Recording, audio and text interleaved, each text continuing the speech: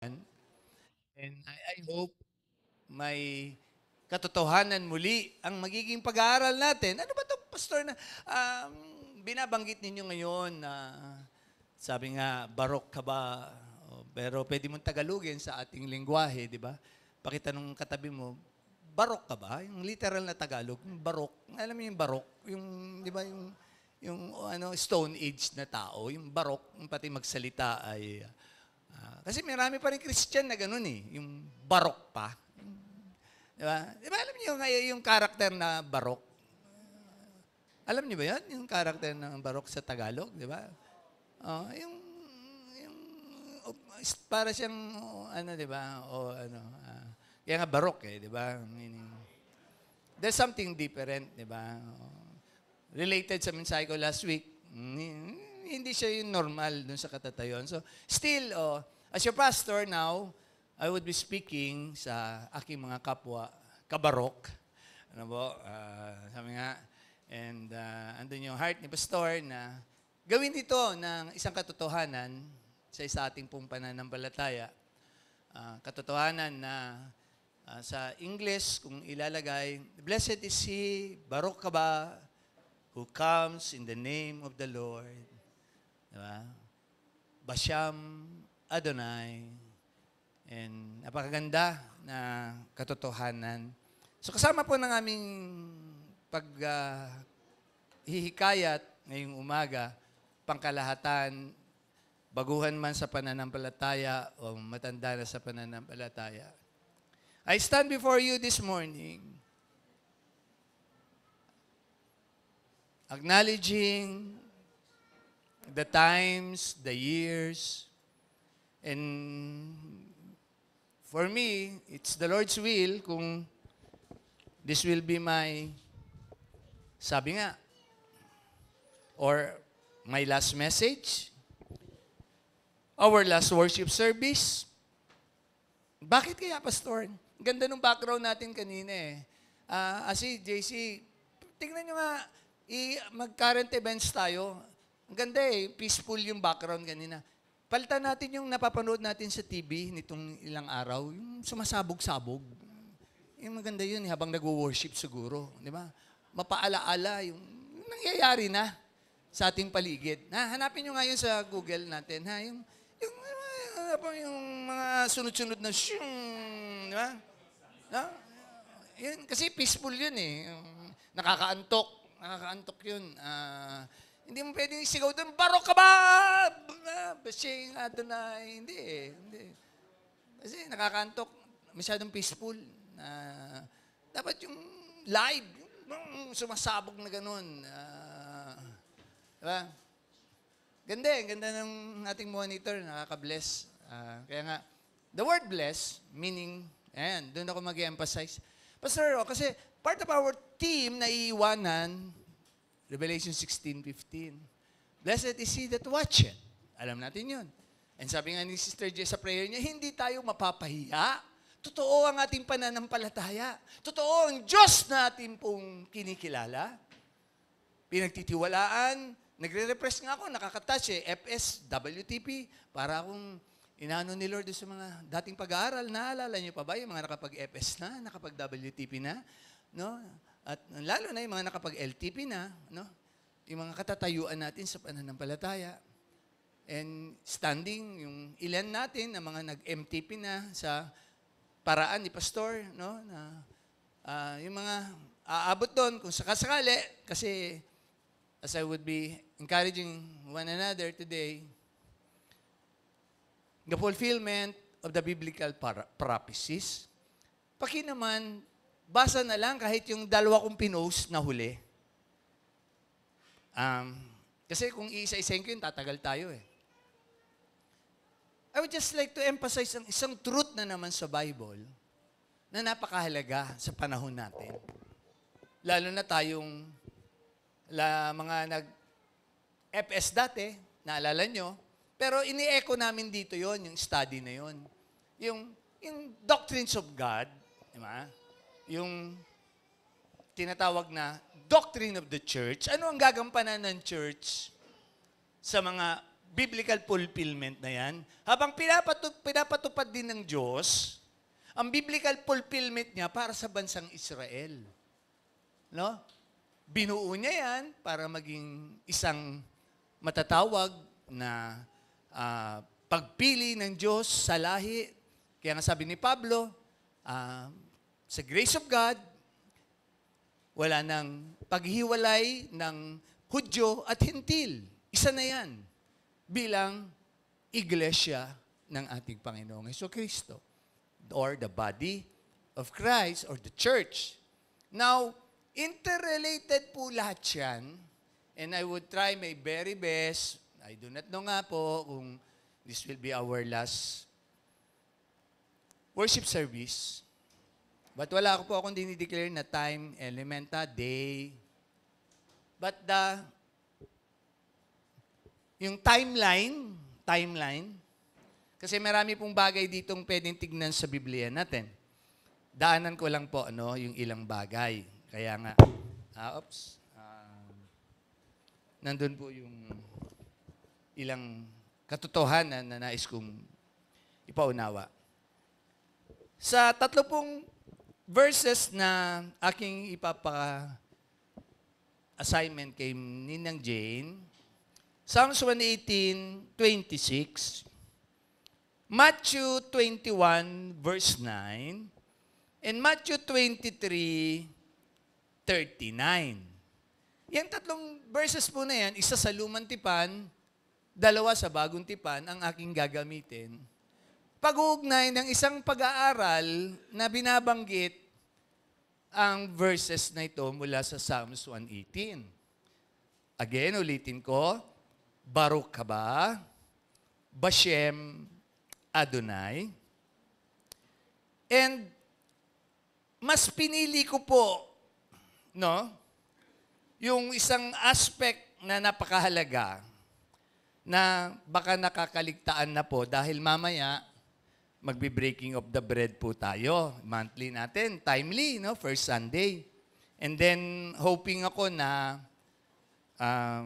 magiging pagtingin natin, pag-alaala ng muling pagbabalik ng Panginoon. Bakit ba tayo nagbe-breaking of the bread? Kasi ang katotohanan ng ating tinaguriang pagsasalo ng banal na hapunan po na yon ay pag-alaala o pag-alala ng 3 bagay. Lagi, ang pag-aalay ng Diyos, ilang papahayag na yan, katotohanan na nag-alay siya ng buhay niya para sa kaligtasan ng sangkatauhan. Siya ay muling nabuhay, pinatunayan yon, And siya nga ay sa pangatlong aspeto, muling babalik. Pag sinabing muling babalik, second coming. Kaya natin ito tinatagurian tuwing first Sunday po sa mga baguhan para magpaalaala na bago natin pasimulaan ang isang bagong buwan na naman sa buhay natin, hopefully, matatapos tayo kasi kung nagbabasa kayo, yung timetable po, singit lang ako Itong 1 week na ito, very significant. Kung paano magre-retaliate ang Israel sa mga pangyayari ng world history na yan. Pwedeng mangyari na yung binabanggit lagi ni Pastor, Isaiah, Ezekiel, ng paggunaw ng lugar ng dako na yon, ng binambanggit ng Persia, Assyria. Sa pagbibigay galang ko po, baka may manunood kay Pastor sa YouTube na kapanampalataya nila. And they're also declaring there last Friday, yung kanilang malaking prayer rally, paano pinapaniwala nung kanilang pinuno doon, spiritual na pinuno, ang mga matatawag natin po, nakakalungkot na mga salinlahi ni Ismael. Yan I'm using biblical words, kaya I hope kung kayo po ay mag-aano kay Pastor, very safe po ako, wala po akong para husgahan. Pinapakita ko lang po yung mga katotohanan ng pangyayari na there's that enmity between Isaac, and Ishmael. And ongoing po yung biblical prophecy na yon kung talagang tayo ay nag-aaral. Pero siyempre, ang Christian po, saan ba church, pastor? Sa panahon kasi natin, kaya nga, typical church kasi, ito ang mga aral lang ng mga pastor-pastoran. Salvation, salvation, salvation, salvation. No? Evangelism, evangelism, evangelism. Okay po yun, wala tayong problema doon. Pero, very clear cut, na ang iglesia po ay may gagampanan. Nang likhain ng Diyos, ng Panginoong Jesucristo, ang kanyang iglesia. Tayo po yung forerunner niya sa huling panahon. Ha? Tapos na po yung pagpili niya sa Israel, sa lumang tipan. Sa bagong tipan, tayo na po yung forerunner niya. No? Kasi tayo po yung gagamitin niya. Kaya nga, tanong ko, although hindi ko alisin yung kung sa iba, parang, ewan ko kung magpalagay kaya ako ng box ngayon dito, titignan ko kung sino maglalagay dyan sa box na yan ng para sa bansang Israel. Kasi sabi dyan, ang ganda eh. Mapapansin ninyo, yung bansang Israel, saan ba gagamitin itong Matthew 25 na ito, no? 42 to 45, na binabanggit doon, nasan ka nung ako'y may sakit? Nasan ka nung ako'y nakakulong? Nasan ka nung ako ay nagugutom? Gampanin po ng church yan, supposed to be. And kaya nga ito na lang tayo eh. Lagi ko naman binabanggit yun eh. Silver and gold, wala tayo. So ano sabi doon? Pray for the peace of Israel or Jerusalem. Di ba? Sa Psalms, ang dami yan. Pray for the... Yes. We pray. What is the principle of... We pray for peace of Israel. Alam niyo yung tunay na kapayapaan na hinahanap nila simula't simula pa, no? Nang buuin ng Diyos ang kanilang salinlahi kay Abraham. Wala na silang kapayapaan. Ha? That's biblical history po, kung nagbabasa. But, bubuuin ang sangkatauhan, balik ako sa Genesis 1, which is the first fulfillment, our first prophetic message of the coming of a Savior. Ha? Sabi dyan sa Genesis, kasama ng aspeto na binabanggit na yan, daanan ko lang po para biblically maipopost ni Sister Jane, Ma'am Jane. Ang sabi po dyan, no? Sa puso ko, Genesis 3:15, the first prophecy na merong dadating na tagapagligtas ng buong sangkatauhan. Dahil after the fall of man, again, pangyayari ni Eva at Adan, matapos silang malinlang ng dyablo, matapos dapat the principle applies everything, marami na ako na ipaunawa, but hindi na po yung mga ilang bagay na yun. Kaugnay ng Genesis 3:15, again, it's considered, no, na pinrophesy din ni prophet Isaiah in Isaiah 53 verse 3, no, Sister Jane, that they would reject this Savior. Ha? Ganda ng history na yan. I-reject. And nangyari yan, na-fulfill yan. Nang dumating ang Panginoong Jesucristo. At sabi sa John 1:11, ano sabi sa John 1:11? Very clear cut eh. Rejected ang Panginoon sa John 1:11. At kung titignan lang natin, parang on that aspect, somehow, parang ano din eh. Hindi ito nauunawaan ng marami. Pero mamaya, i-relate ko ito sa atin, sa church. John 1:11 speaks of this, sabi niya dito, He came unto His own, sa kanyang mga hinirang, ang bansang Israel, and His own received Him not. And alam natin, sila pa nga nagpapako sa ating Panginoong Jesucristo. And literally, minsan, di ba, ang mga mensahe nga ng mga mangangaral, ginagamit yung idea na yon na marami sa atin ang nagre-reject pa rin sa Panginoong Hesukristo. Napapahamak. Di ba? Sabi nga doon, nakakalungkot ngayon nabanggit ni Sister Michelle na pangyayari. What if mangyari sa atin yun? Siguro, wala na kasi ngayon si Sister Michelle sa kanyang position. Siguro ngayon talagang mas ipapatupad na niya yun. Walang field trip na. Kasi napanood niyo yung nangyari sa Taiwan? Sa Thailand para Taiwan. Dami na po kasing idea kay Pastor. Ha? Tumakbo yung driver no? Pero kasi, survival kasi yun ng mankind Ililigtas mo yung sarili mo. Kaya kahit ng mga driver, automatic yun Sa banggaan, ang ibabangga niya yung, iiwas niya yung side niya Babangga niya yung, pero sa mga katulad ng mga daragat natin, nila Edmar, nila Riel, sila ang huling tatalon. Di ba? Hindi sila pwedeng maunang tumalon. Kapahamakan. Yun yung idea na pinipresent ko sa inyo. Marami po, through the years, napapahamak. Yung years na yan, ang biblical history na yan. Dami nang napahamak. Minsan may katanungan nga yan yung ginagamit na pangdaraya ng dyablo ngayon na talaga daw yung lugar na yun ay sa kanila. Pero it so happen, inilagay sila ng Diyos doon sa lugar na yun. Hanggang ngayon, existing yun. And kung mapapansin ninyo, Zechariah 14, binalik sila after whatever Holocaust na yun nangyari dati, binalik sila sa lugar na yun noong 1948. These are biblical prophecies na pinatutupad ng Diyos sa bansang Israel. There are actually, in my mga materials, 44 biblical prophecies of our Lord. But here, emphasis ko lang dalawang concept. The first coming and the second coming.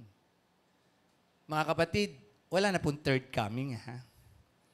Ika nga, last trip na po ito. Ha?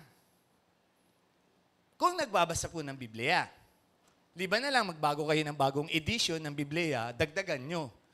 No? Tulad ng ibang reliyon, dinagdagan nila. Binabawasan. And nakakalungkot, kahit churches ngayon, Christians, ang kanilang mga aral, balik ako ng balik sa 2 John 9, they add up, they subtract, and anyone who runs ahead in the teachings of Christ, ano sabi? Does not have God. So yan, dapat unawa natin yan kung talagang tayo po yung mga nag-aaral, nagbabasa. Meron nga kaming kwentuhan na isang brethren natin, nakakatouch At naririnig nyo na lagi kung binabanggit yun sa pulpit. Ang matalino, nagpapakorek. Yeah? Ang fool, ayaw magpakorek. Kaya nga fool Alam nila, pero ayaw nilang gawin. Dinagdagan namin yun sa tawanan namin, sa kwentuhan namin. May pangatlong klase. Yung tinataguri ang, please bear with me sa mga words ko, kasi yun yung term dun Yung walang alam, either tanga or natatanga. Di ba? Or mas siguro magandang gamitin, nalilin lang. So, bahala na kayo ha. But these are ideas na pag tinawag kang tanga, hangal, may contrast yun And totoo yun. Wala naman perfect. Lagi naman binabanggit ni Pastor yun Pero ang tawanan namin doon, ay, may joy si Pastor sa ganung mga insight. Nung siya mismo ang nagbanggit sa akin, na Pastor, dati pala, natanga kami. Pero ngayon, tumalino na kami. And yan po yung lies na ginagawa ni Satan. And sabi ko nga, ang mahalaga doon, kapatid, hindi kayo naging hangal. Na katulad ngayon, ng marami dyan, hangal pa rin. No? Pag sinabing hangal, alam na yung katotohanan, pero ayaw nilang ituwid ang kanilang mga kamalian. Yun yung tiniterm ni Lord na fool. Ha? Tulad ng mga mangangaral na yun, ng bansang Israel, ng datnan niya, no? Datnan niya, doon sa 21, di ba kinilens niya yung temple no? At pinagsasabihan niya, kayo mga ipokrito, kayo mga leaders, no? Ha? Mga brood of vipers kayo, mga ulupong kayo, mga anak kayo ni Satanas, no? Tindi nun. Ha? Kayo yung mga hangal, kasi alam nila yung Torah Alam nila yung Torah. Kaya nga, again, sa mga pangangaral ng Panginoon, sinasabi niya, di ba? Sundin nyo ang tinuturo nila, pero huwag niyong gagayahin ang ginagawa nila. Kasi yung tinuturo nila ay hindi nila ginagawa. Likewise, ganun din ang sabi ni Paul sa 1 Thessalonians. Di ba? Imitate, obey. Di ba? Ganda. The faith of your, 1 Thessalonians 5:7, your leaders, and very clear cut.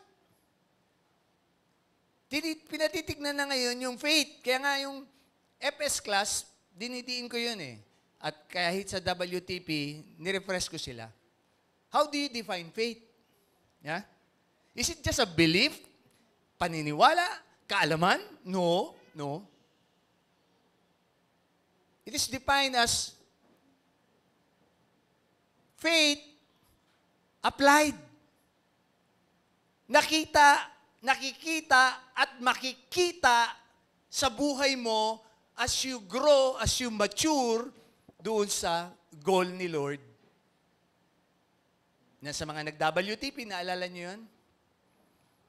Framework of discipleship. There is that purpose to glorify God. There's that plan of God to be disciples of the Lord. We disciple one another. And there is that end goal that Christians should mature. No? Parang ganyan, mga bata, iintayin natin yan mag-mature. Si Aya, ano ng height? Almost 3 feet. 2 feet. 3 feet. Pinapadagdagan daw po ng timbang kasi parang giant si Aya 3 feet sa edad niya. They mature. And nakakalungkot pag dun sa goal na yon, hindi ka nagmamature. These are elements na binabanggit ko. Pastor, bakit pumasok kayo dyan sa mga idea na yan ngayon?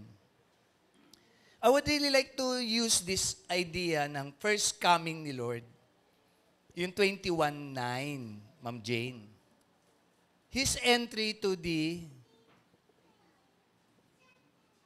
tinatawag nating heart of Israel, which is Jerusalem. Di ba? Jerusalem. And sinakay siya ng mga sumalubong sa kanya. At ano sinisigaw doon? Hosanna in the highest, etc., etc. And ang sabi ng verse 9, Baruch ka ba? Ha? Bakit kaya paulit-ulit si pastor dito sa Baruch ka ba, Bashem Adonai? What is that word, Baruch? Again, can we expound? Mag-word study tayo. When you say Baruch, of course, literally, in Hebrew, blessed. No?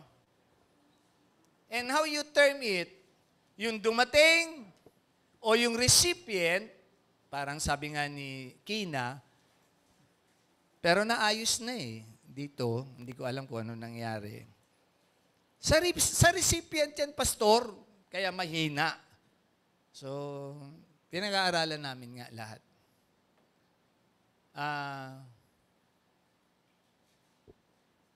When you are termed or you are claiming yung word na blessed, Revelation 16:15, at their time, pinapahayag na ng salita ng Diyos mismo sa kanila Eto na ako. Katuparan nung Genesis 3:15. Katuparan ng mga pangyayari sa salinlahi nila Abraham, nila Isaac, nila Jacob. Eto na ako. Na ini-echo sa Psalms 118 nung mga panahon pinagdadaanan ng bansang Israel. Sabi ko nga, yuhu, it's okay. Si Pastor very considerate eh. May biruan din kami ng isang brethren na tawa kami.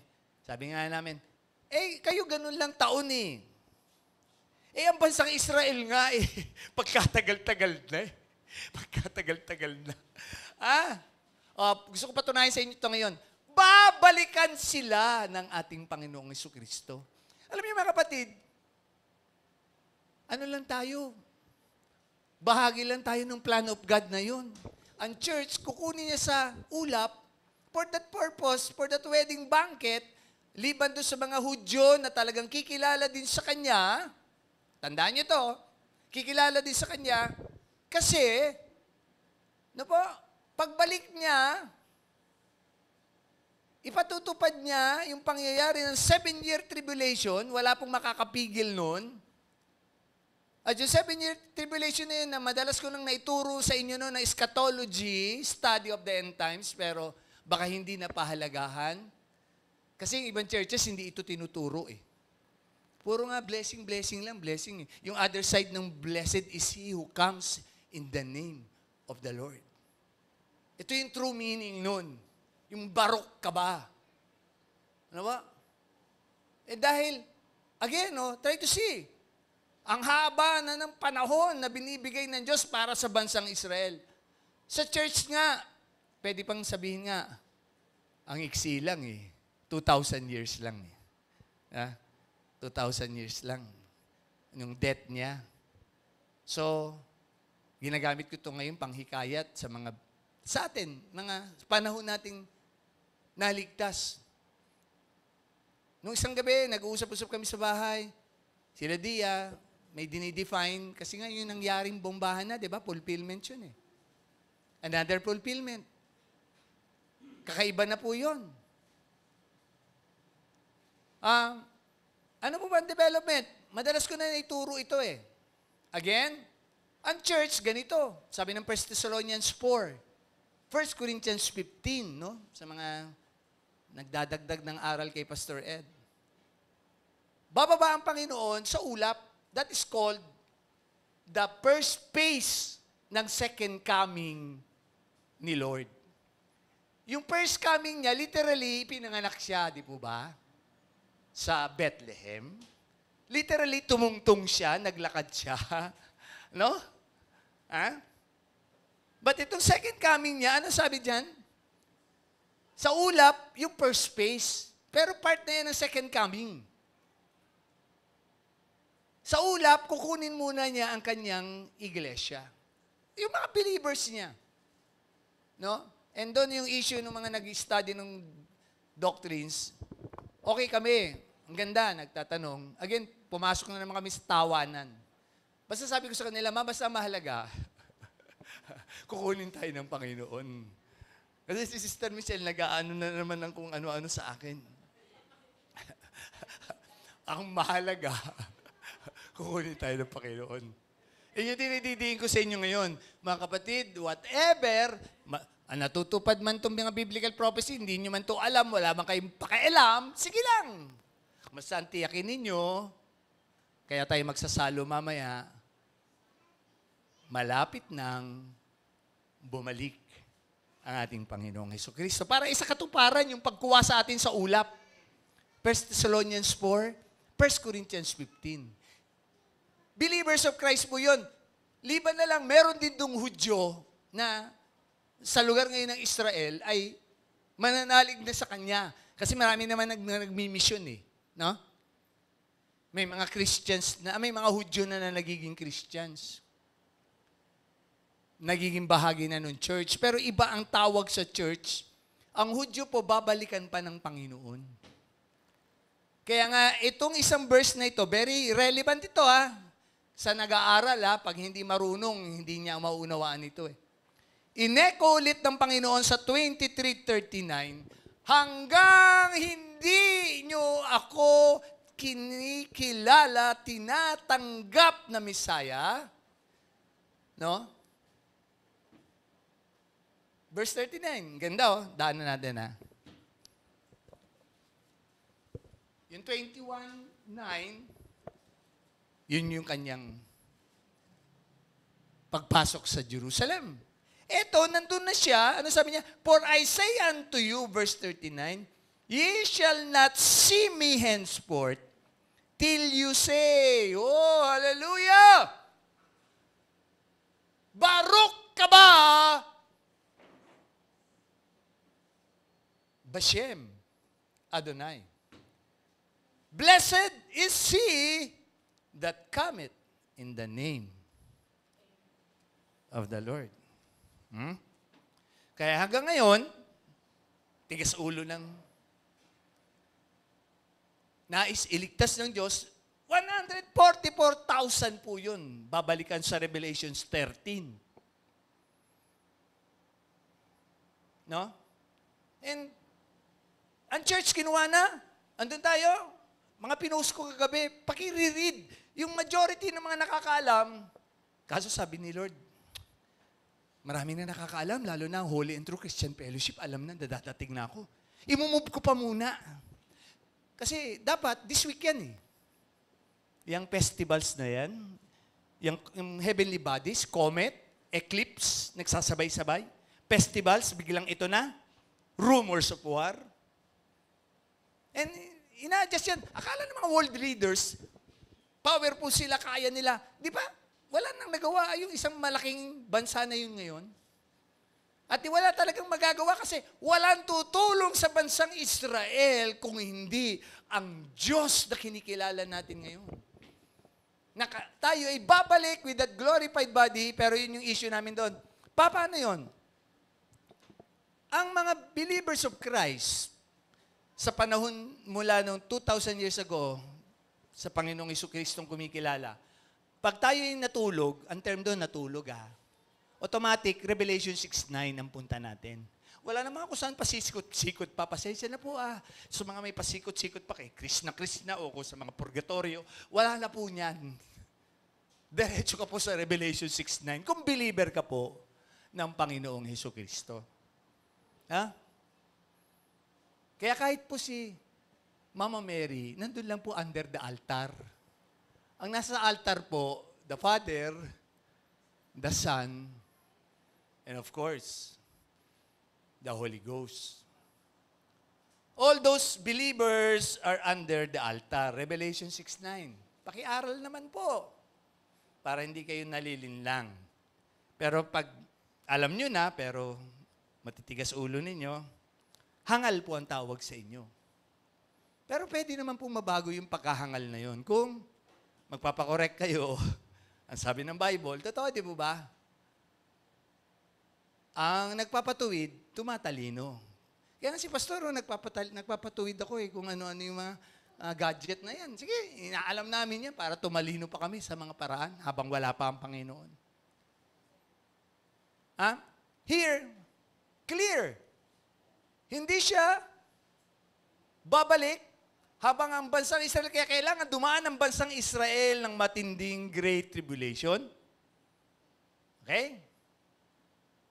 Bago babalik ang Panginoon. Until such time, andun yung katuparan. Kaya nga nagjo-joke ako sa imong brethren. Pag hindi alam itong mga time element na ito, timetable na ito, pag-aaral ng eschatology na ito, sige, magtanong kayo ng mga ibang Christian churches. Kausapin niyo sila kung ano ba ang significance nitong mga nangyayari na ito ngayon.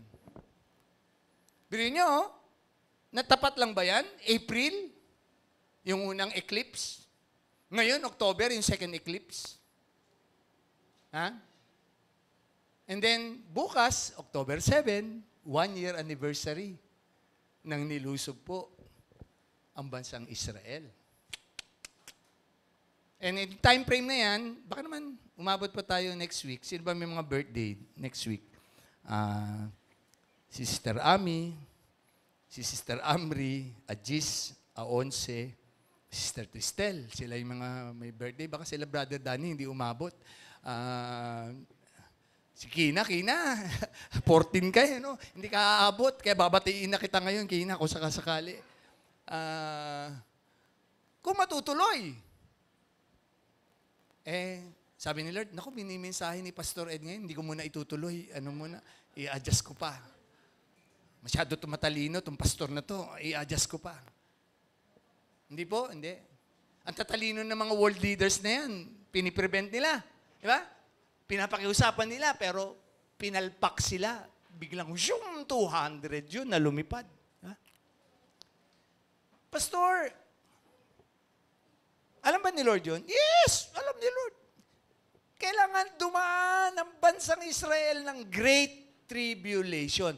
Ngayon nga, sinasabi ko na sa atin lahat, the privilege that we have as a church, hindi na tayo dadaan doon sa Great Tribulation na yun. Kukunin tayo sa ulap. Yung pong maiiwan na unbeliever po sa panahon natin ngayon, pag namamatay po sila, doon sila sa Hades pa rin.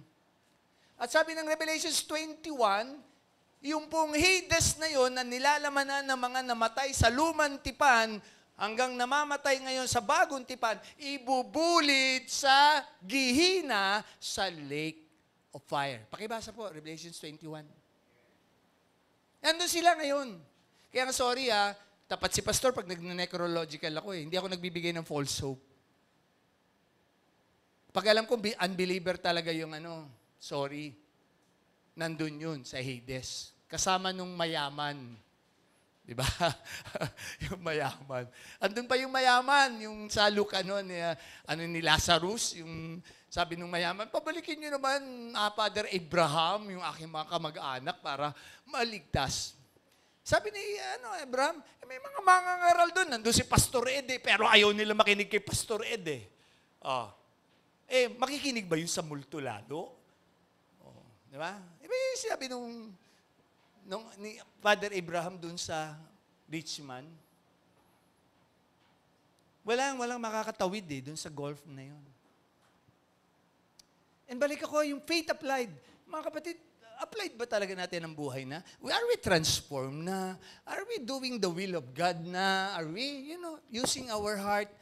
And mind you, mayroon akong idadagdag dito sa word na blessed. Alam niyo, when the Lord comes, yung temple ang prioridad niya Ngayon, sabi nga ni Sister J, yung hyper na pinost ko dati, may ready na sila dong hyper. For the third temple, itatayo na ang third temple sa Jerusalem. Ng mga congressman. Kala ko nga may dumating na congressman kanina dito General problem. Sige. Itatayo na. Anytime. Kasi timely yun sa pagsulpot ng Antichrist. Siya magpapatupad ng pagpapatayo na yun ng third temple. Lilinlangin niya yung kung sino yung nandoon na leader ngayon ng Israel sa kasakali. Siya yung makikipag-peace muna sa lahi ni Ismael. Yan. Mga biblical prophecy po yan Nandyan lahat yan. Pakibasa lang po. Babasahin nyo na nga lang kami na nag-aral-aral niyan Di po ba? Kayo babasahin nyo na lang po. Yung pagsasakatuparan ng lahat.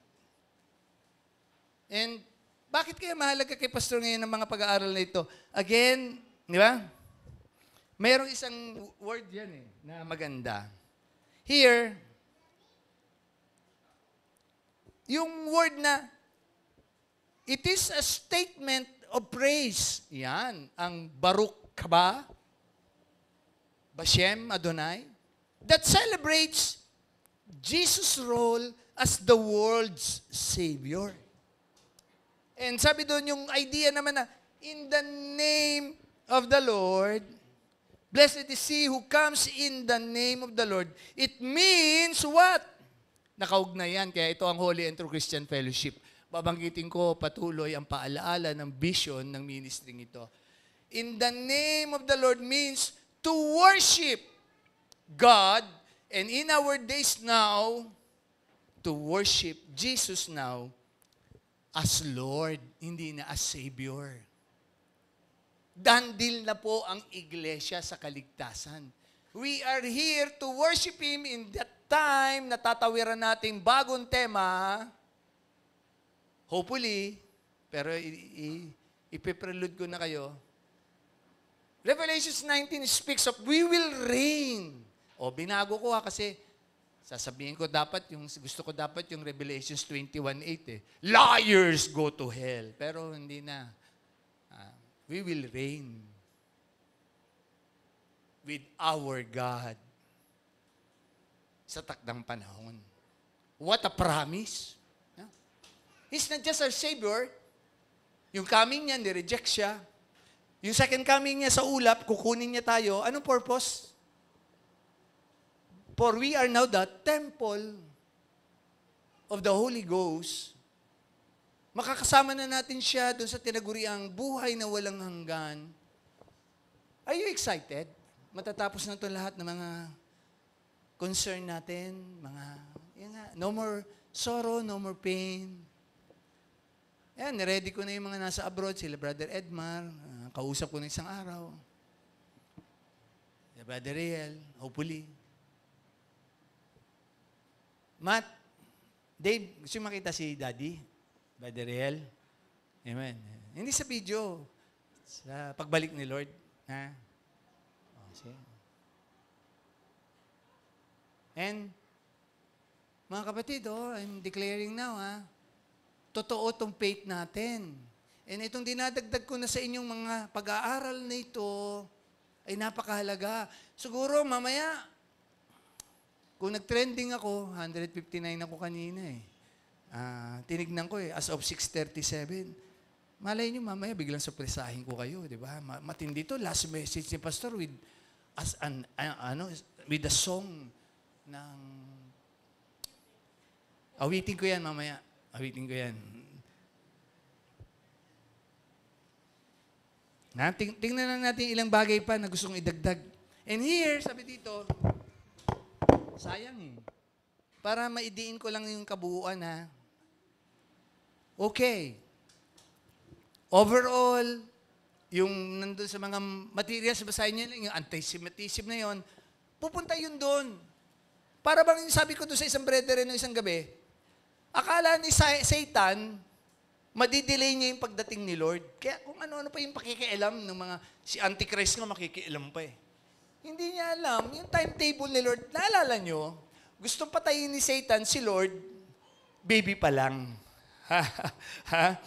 Baby pa lang. Doon sa boat, yung nature na yon, gusto rin patayin sila doon, di ba? Kinabahan nga yung mga alagad niya. Di ba? Tinulugan lang ni Lord yun, tinulugan lang. Grabe si Lord, chill si Lord. Tinulugan lang niya yun, di ba? God is omniscient, omnipotent, mga doctrines, no? Alam niya. Yung timetable. Kaya nga yung huli, sabi niya, kay Mama Mary, pagbibigay galang, my time is not yet. Diba? Alam niya yung timetable niya. John 14, I am working. The Father knows I'm working. Hanggang doon sa time na tinatakda sa kanya. Pero nung sinabi na niya, di ba? Gising na mga kina Pedro, Pablo, so mga kapatid, gising na. Hindi siya mamamatay lang sa cross of Calvary. Siya'y malapit nang bumalik. This is a wake-up call. Mga question yun. Pastor, kaya nga, kung you see Lebanon, anak Amri, alam ko napaliwanag na ito ni Mama, ni Mami Jane. Kaya sila napapahamak, anak, dahil ayaw nilang kumilala kay Lord. Kasi yung anti-Semitism, yun ang ginagamit ngayon ng mga kasinungalingan doon ni Satan. Basahin niyo na yung materials ko doon, ang dami yan eh. Pinagagalit nila ang buong mundo sa bansang Israel. Parang yung nangyari sa panahon ni Hitler. And, totoo po yun, yung idea na yun. Pero, again, yung will of God, ng timetable niya, walang makakapigil ipatutupad niya yung dapat. Tandaan niyo yun. Akala ni Satan, pag napatay niya si Jesus Christ sa cross of Calvary, nanalo siya. Hindi. Yun pala ang gusto ng Diyos. Mag-alay ng buhay ang Diyos. Gamitin si Satanas, si Judas, di ba? Ha? Para siya ay gamitin yung mga ipokritong leaders ng panahon na yun. Gamitin si Pilato, pero naghugas kamay. Mabuti pa si Pilato, naghugas kamay eh. Di ba? Kala ko naghugas plato eh. Pilato, rhyming yan eh. Di ba? I pray nakikita niyo yung idea na yun, no? Yung time element ni Lord. Ngayon, Pastor, sabi ng Peter, malay niyo, kamag-anak niyo yung iisa na lang, kaya hindi pa bumabalik si Lord eh. Diba? Ang nakakalungkot doon, please repeat after me nga, kasi baka tayo yung kasama doon sa, yung pag hindi niyo pa sinasabing, blessed is he who comes in the name of the Lord. Kaya, hindi tayo kukunin ni Lord yan. Ang ganda yun. Ito yung parang, visa. Diba? Adapt visa. Pero siyempre, our faith, no? Pero binibigyan ko lang kayo ng mga kaalaman na mahalaga pala ito eh. Pinapabayaan natin itong word na ito na blessed is he. Ano ba ito? Nataon lang yan. Yung Holy Week, yung ganun. Panahon niya nila. No. Mahalaga ito. Kaya blessed is he that watcheth, di ba? Yung tema nating iiwanan. Hindi tayo mapapahiya. Yun ay para sa atin na pinili ni Lord. Na dadat na niya tayo, hindi tayo mapapahiya. Sa idea na yon, dahil ang dami pa po ilang mga verses na gusto kong daanan, no, na napakahalaga. Kasi, sabi ko nga, sa aspeto na yon, and ayan nga, mga add up ko na lang po yan na mga verses. In Acts 1:11, kung saan siya ay umakyat, no? Nung ascension niya, ganon din, doon siya bababa sa Mount of Olives na yun. Sa Zechariah 14. Yan. Literal na yon, yan. Kasi nawala ako dun sa pacing. Binalik ko lang. Thank you, Holy Spirit. Yung pacing, okay ba kayo magdamagan? Kasi baka last service natin to eh. Mamaya naman, masasarap naman ang ulam natin eh. Na tayo, late lunch. Galing. Literal second coming, sa Mount of Olives, bababa ang Panginoon. Pakisabi sa katabi, kasama tayo for the battle of Armageddon. Glorified body na tayo eh. Pinaltan na tayo nun eh. Sa 1 Corinthians 4, 1 Corinthians 15. Tagpas lang tayo ng tagpas nun. Ewan ko lang kung ano na ang technology ni Lord nun, na mga, baka tatalunin na yung missile na lumilipad na yun. Baka isang pindot lang ni Lord. Hindi na tayo mapapagod. Diba? O gusto nyo sumakay kabayo? Sige, hindi nakasakay ng kabayo pa dito. Pwedeng symbolical yun eh. Pero, that's God's omniscience. Kung paano niya ipapatupad yung pangyayaring yun. Anong issue natin? Pinaniniwalaan ba natin yun? Pastor, pantasya yan. Pastor, pantasya yan. Kaya, dito na lang ako, Pastor. Dito na ako sa dati kong buhay. Pantasya lang yan, Pastor eh. Pag hindi niya nakikita yung mga ganong kahalagahan ng katotohanan ng salita ng Diyos, babalik ako doon sa isa kong message, di ba? Yung seal of God. Yung nagpapainit sa mga puso natin. Lalo na ito, magsasalo tayo ngayong umaga. Inalay niya buhay niya sa kanyang first coming as Savior. Sa second coming niya po, Lord na siya. Magja-judge na siya sa atin. Magja-judge na siya sa atin. At sabi nga dito sa ilang aspeto na pinapaunawa ko, no? Yung word na yon, yung idea na yon, again, gamitin ko po, napakahalaga eh. And blessed is he who comes in the name of the Lord. That is to worship Jesus as our Lord. Kaya nga, ang call ng Holy and True, sinabi ko rin ito sa mga brethren paulit-ulit na si Pastor. Ulitin ko ulit sa inyo Ang ministry natin, kahit si Dian, natanong ako ang puso ng Holy and True, worship. Ganon din naman ibang churches meron din, worship daw tinataas ang kamay pero galit kay Pastor Ed. Naninira. Pero nakaka-worship daw sila doon, sabi ng Matthew 5. Ewan ko kung paano nangyayari yun. Di ba? Kasi sabi ng Matthew 5, bago ka mag-worship sa altar, dapat yung puso mo ay nandun sa tamang aspeto. Ngayong umaga, spiritually, kamusta tayo sa mga relasyon natin sa asawa natin, sa mga anak natin? Sa mga manugang natin. Di ba? Ako, galit ako talaga. Hindi ako hipokrito. Galit ako. Bakit? Ang sabi ng Bible, Matthew 18, Luke 18, 70 times 7. Okay yun. Kaso wala nga Di ba? Wala nga Walang pagsisisi.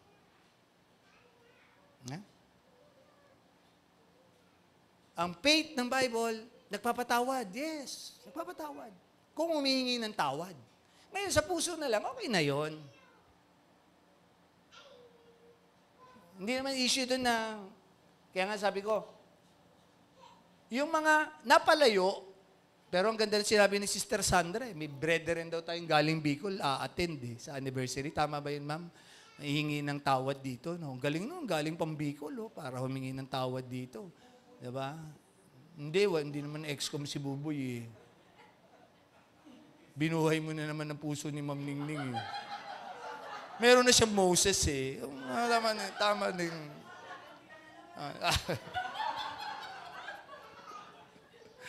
Tama na yun.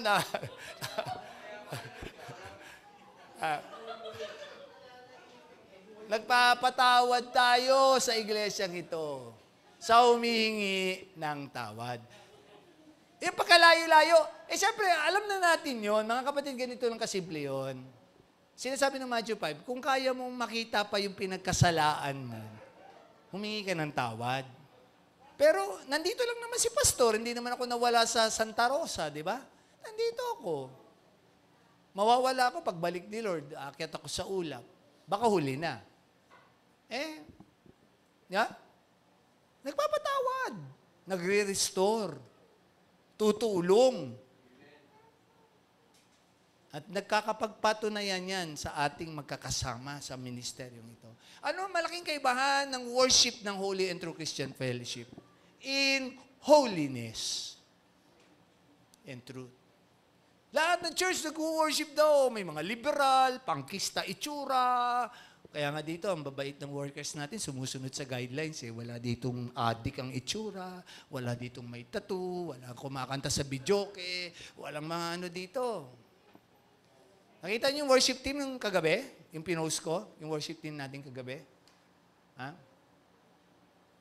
Ma'am, huwag niyo ako kakalimutan pag nandun na kayo, baka kayo yung mga worship team leader doon Baka si pastor maka-join naman, di ba? Pero okay na ako kung na doorkeeper. Pwede na akong doorkeeper. Sabi nga si Sister Michelle huwag kang mag-alala. Sabi ko naman, ano ba naman, Lord? Dito sa Bel Air, nakitira na ako sa bahay ni Sister Michelle. Sabi niya, huwag kang mag-alala. Papatirahin din kita doon sa mansion ko. Sa langit. Okay. Okay na. Kaya nga talaga mapapa, baro ka ba? Kakantayin ko yan, maya-maya. Hintay lang kayo, kakantayin ko yan. Bumabuelo lang si Pastor. Bashem Adonai. I am so blessed. I am blessed. Bakit? I have this God to worship that He came into this world and He is coming back. Pakilagay naman po sa mga puso natin. Pahalagaan na po natin yung kaligtasan. Kasi pagbalik niya, Panginoon na siya I-account niya tayo. I-account niya tayo. And who knows, di ba, nagpaalam na ako sa inyo na isang gabi, nag-thank you na ako sa inyo. Marami pang aspect na pwede akong banggitin, pero doon na muna ako sa ilang bagay kasi as I end up, ito po yung ilang, tandaan nyo lang po, nagsimula ako sa umpisang Baruch Kabay, Bashem Adonai, blessed is he who comes in the name of the Lord. Pakaalaga po pala niyan eh. And may kanta niyan eh. Kakantahin ko po, huwag kayong mag-alala. Maya-maya. And sabi po dito, as I prepare my heart, kasi this might be, baka habang umaawit ako, ayan nga, dadating na si Lord. Sarap na, no? Nandito tayo sa center ngayon, ano? Gusto niyo na ba? Pero, kasi kung sa time element, anytime eh. Di ba? Pero, Pastor, hindi pa eh. Hindi pa ako mayaman eh. Wala pa akong asawa, Pastor eh. Wala pa akong problema sa buhay, Pastor eh. Wala pa akong sakit, Pastor eh. Ayoko pa.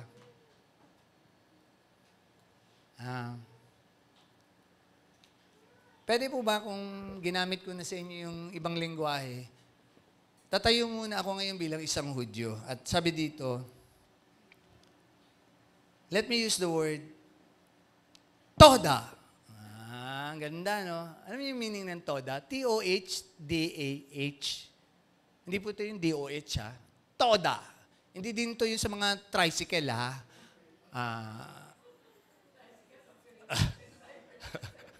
Si brother sa 7-Eleven. O si brother, o.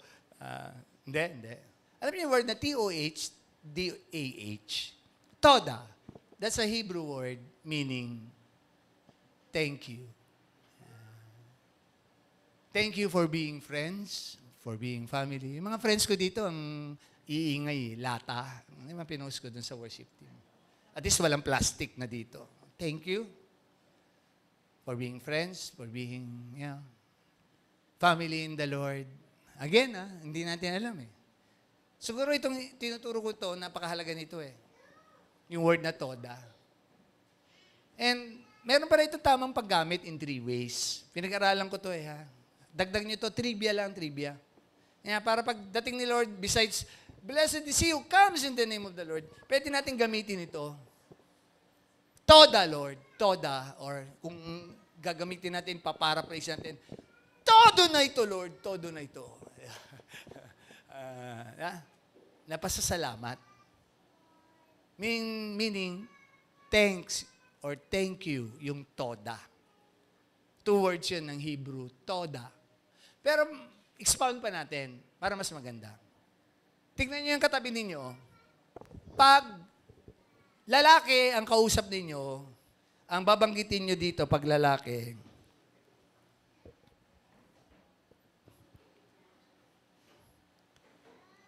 Toda Leha. Yan, pag lalaki ang kausap nyo. Toda Leha. Salamat, mister ko. Di ba? Yung mga misis ngayon, pasalamatan nyo na mga mister ninyo. Toda Leha. Yan, ha? Andyan yan. Pag gusto nyo kopyahin, o paano i-google nyo na lang din o sa dictionary. Toda Leha. Yan. Hindi si Ma'am Leia. Ma'am Leia, pero sige Ma'am Leia, Toda na rin. Ma'am Leia, sa lahat ng suporta. Ninang Mea, Ninang Lorna, Toda. Ninang Jane, Ninang Bong, Toda. Kung lalaki, si Ninong Bong, Toda Leia. Ayan. Paano kung babae, Pastor?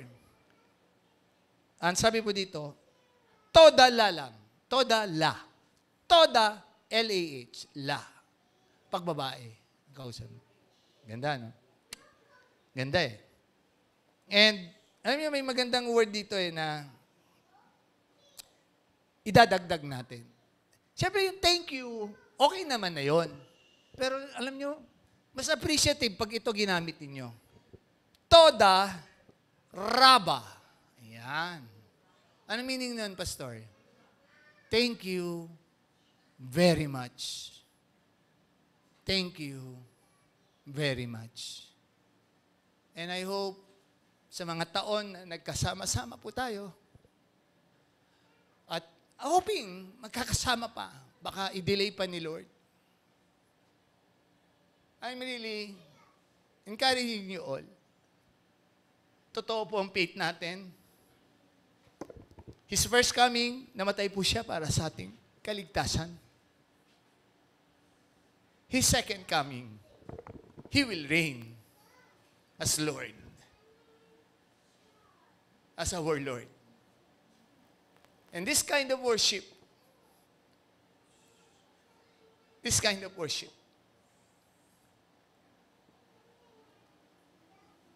sa takdang panahon. Yes, doon muna tayo sa Millennial Kingdom. Pakibasa na lang yung mga excerpts doon sa materials ko. Hindi ko maiano lahat, kukulangin ng oras. Please read. Pinupost ko na sa inyo lahat eh. And I hope, laging sabi ni Pastor, just in case, see you all in heaven. See you all in heaven. Toda, Raba, ialay mo, Lord, ang buhay mo para sa aming kaligtasan. Tayo po'y magsalo.